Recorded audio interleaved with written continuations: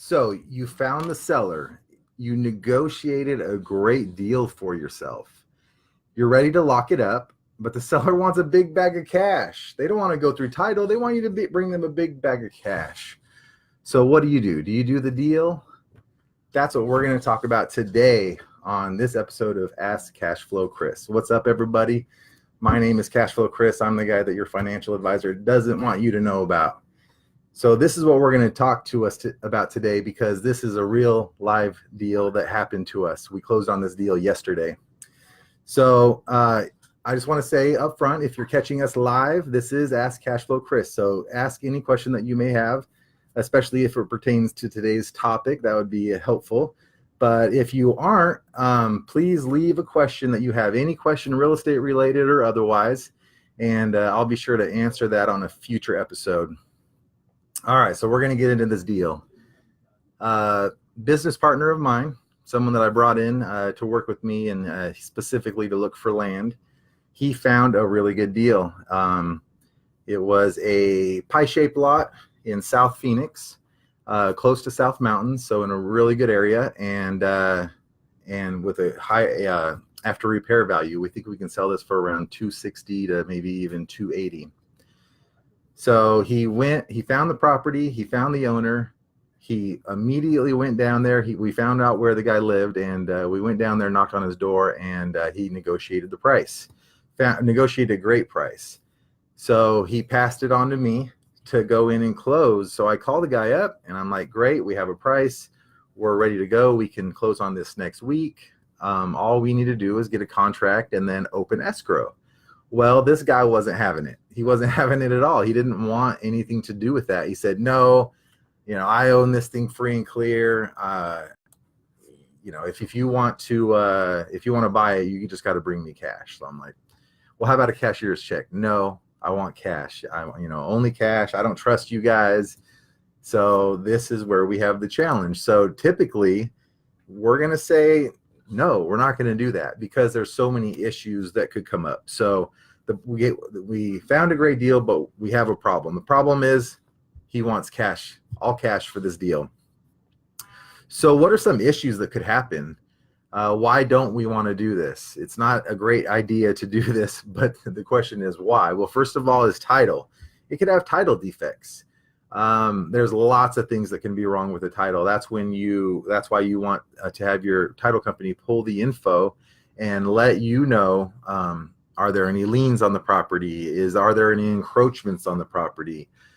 Maybe is there a right of way? There's a lot of things that we could make assumptions on, but you never know what's going to pop up in a title report. That's why you do it. There could be IRS liens. There can be mechanic liens. There can be city and county taxes. There could be, the IRS is always out there. A lot of times they'll pop up last minute. And IRS liens supersede just about anything. So, and then lastly, your due diligence. So, when we get a property locked up, the reason we do that is so we have a little bit of time to do our due diligence. We don't want to do too much work before we actually have it under contract, because it might be a waste of time. So, we lock it up, and then we do our utilities and all that other due diligence. Make sure that our plans are going to be okay. And then the biggest problem with doing this is you have no title insurance. When you're going to close it, you'll have a deed, a warranty deed, or a quit claim deed, or any of those, a special warranty deed, but you're not going to have title insurance, because if the money does not run through title, they will not insure that particular transaction. So that's the problem. What's the solution? The solution is we want this property. He's not going to budge. And so we have to work around it. A lot of people, I know my business partner in particular, he's going to be like, no way, I'm not going to do it. If you're not going to do it my way, I'm not going to do it. I choose to be a little bit more flexible. We think it's a good deal that we can make some good money on. And so we're going to do it. We're going to go the extra mile to make this happen. So what do we need to do? First of all, title company. We called the title company. You got to have a great title company on your team. We called the title company and we ordered a title search, but on a rush. A lot of times the title search will take 3 or 4 days if you go through the normal process, but you can pay to have it done on a rush. Okay. Secondly, we went immediately down to the city planning. What's up with this lot? We went right up to the desk, had him pull up the APN. What's up with this lot? Where are the utilities? Can we build on it? What are all the specs on it? Because if they tell us we can't build on it, then we're obviously not going to buy it.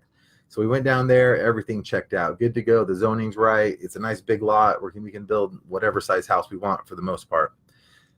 Next is utilities. We found out where those were. How much is it going to be to install? This particular one does not have water. They do have sewer. They do have electric, but they don't have water. So we had to find out what that's going to cost. So that's in the same building, thankfully, City of Phoenix. Next, we had to talk to our architect. What kind of property do we want to build on here? What size, bedrooms, square footage? What kind of amenities, what kind of level? Is it an entry home? Is it a mid-range? Is it luxury? So we had to go over all of those details with our architect.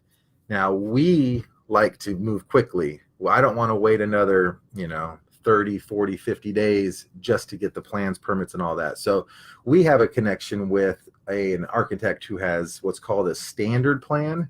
That means this floor plan is approved by the City of Phoenix.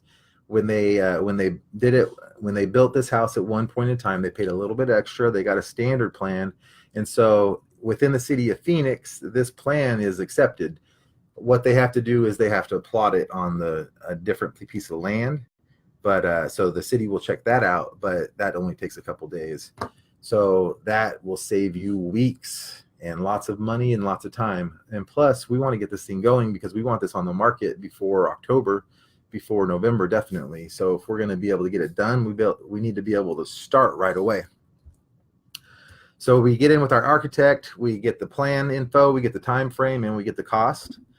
Next is we talk to our contractors. We run it past them. Thankfully, we already had a contractor who gave us the bid. We know how much it cost to build this, so we were able to already have that info. Lastly, it's the lender. Now we take all of this info to the lender. This is what we have. This is what we want. How much will you lend? And they'll give us all of that information as well.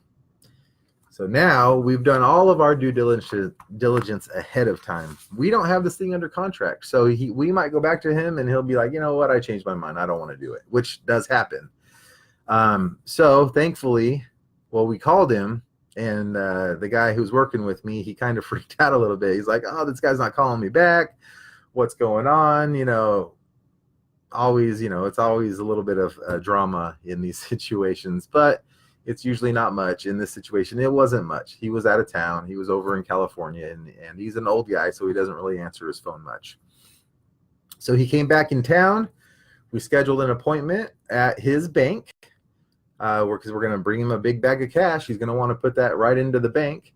And so we set that appointment, and then also they have a notary at the bank because we need a notary because there's a few things. So we're going halfway to meet him. We're going way more than halfway.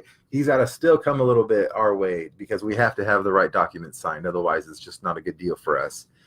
So we go there with all the title documents that we need. Okay, so first, we get cashier's checks to create a paper trail.